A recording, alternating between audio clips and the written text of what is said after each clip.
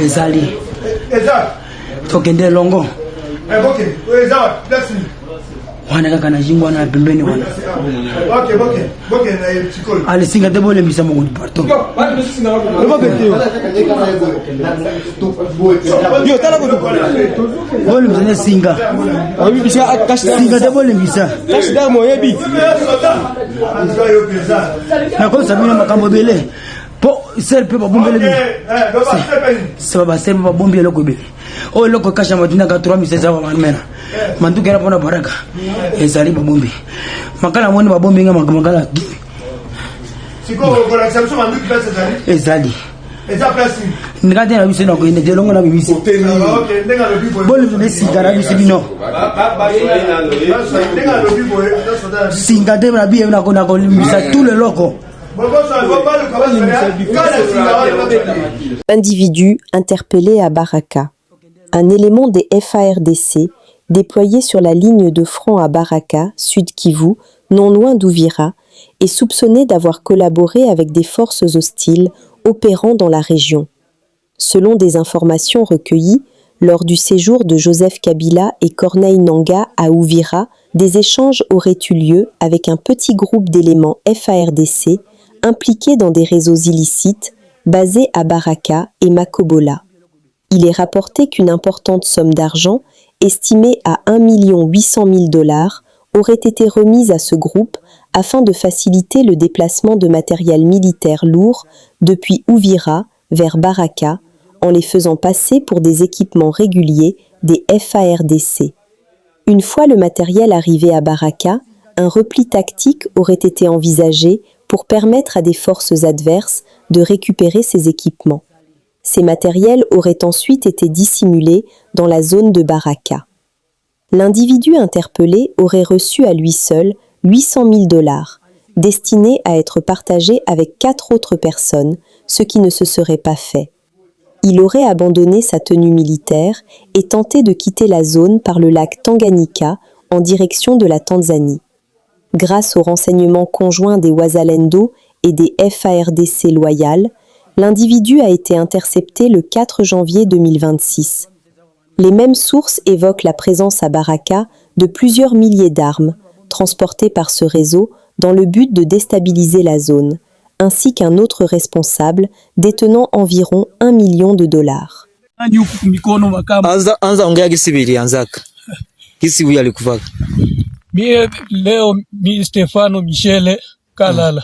Ce qui se passe au sein des FARDC est extrêmement préoccupant.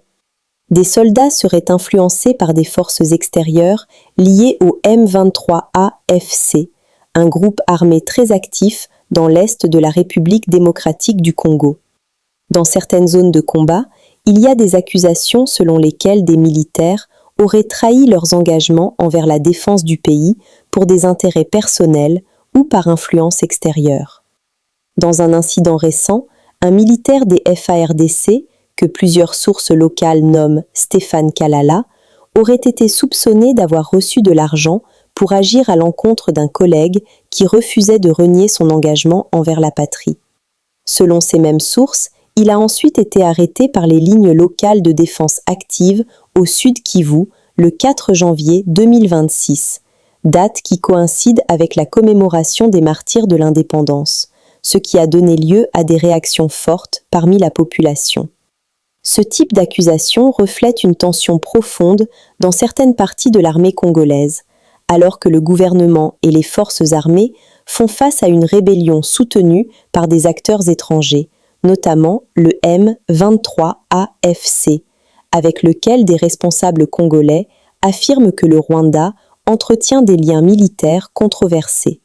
Dans le même contexte, plus de 300 combattants du M23AFC se sont rendus aux forces gouvernementales récemment dans les provinces du Nord Kivu et du Sud Kivu, soulignant la complexité de la situation sécuritaire dans l'est du pays.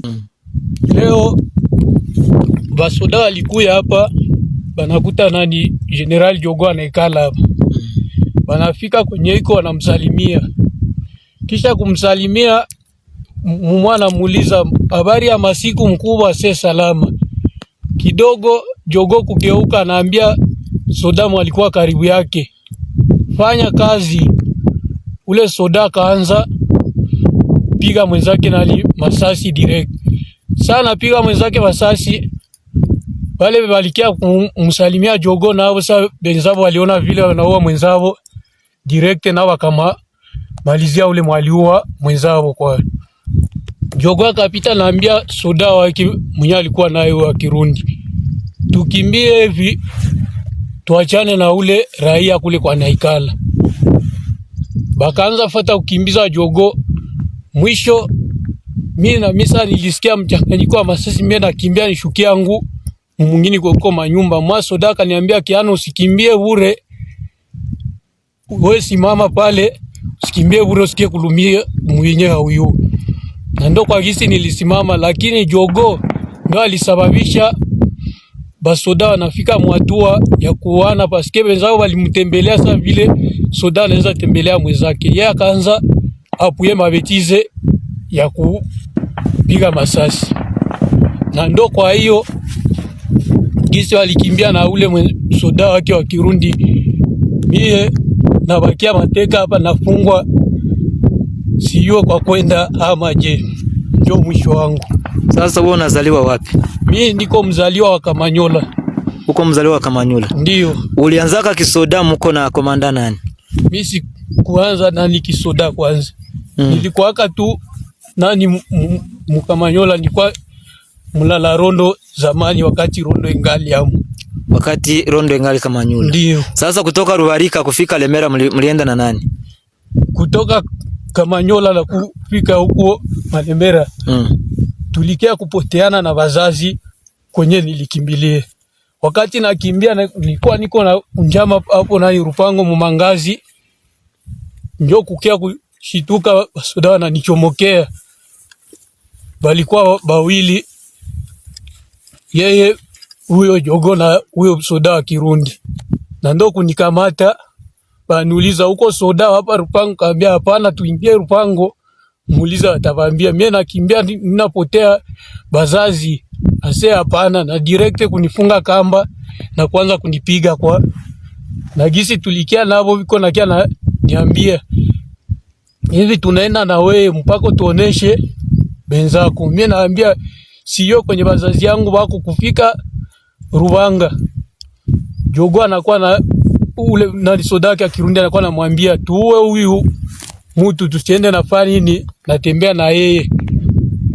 Na tukue na muangalia sawa, asikie kuponyoka, atukimbie na aende sema kwenye tuko nenda rapid. Mimi nikamwambia mzee, mie mniachie yangu hapa nibakie mwai mwingine. Nione gisi ndakia ona batu ya huku manani maigaze kule, neza kufikia kwa nani, kwa nigaze binamu yake ya mamangu Mwazavloni.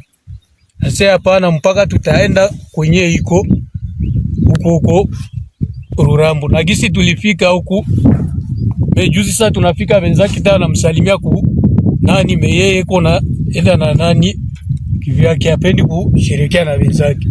Na ndo mwisho wao kwa gisi nakia kukutanua mimi nafungiwa. Lakini ndugu yangu, nous sommes arrivés à la fin de cette édition. Merci à vous de nous avoir suivis jusqu'ici. Si vous avez apprécié ces contenus, n'oubliez pas de vous abonner à notre chaîne, d'activer la cloche de notification pour ne rien manquer de nos prochaines vidéos. Likez et partagez cette vidéo. On se retrouve très prochainement. À bientôt.